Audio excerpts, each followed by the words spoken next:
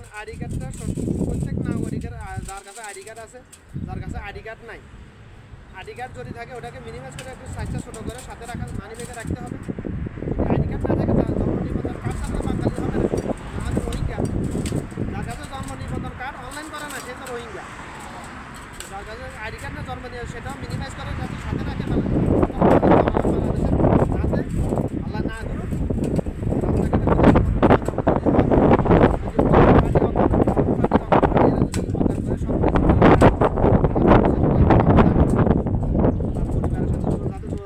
যদি রাস্তাঘাটে কেউ হঠাৎ অ্যাক্সিডেন্ট হয়, অনাকাঙ্ক্ষিত অ্যাক্সিডেন্ট হয়, যদি মারা যায়, তার পরিবারের সাথে যাতে মানুষ যোগাযোগ করতে পারে, তার পরিচয় যাতে শনাক্ত করতে পারে, এই জন্য প্রত্যেকের আইডি কার্ড, যার কাছে আইডি কার্ড আছে আইডি কার্ড উল্টা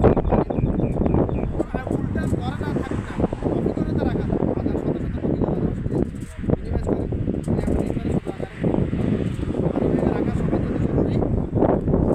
আইডি কার্ড না থাকে জন্ম নিবন্ধন কার্ডটা মিনিমাইজ করে ল্যামিনেটিং করে মানি ব্যাগে রাখা সবার জন্য অবশ্যই জরুরি।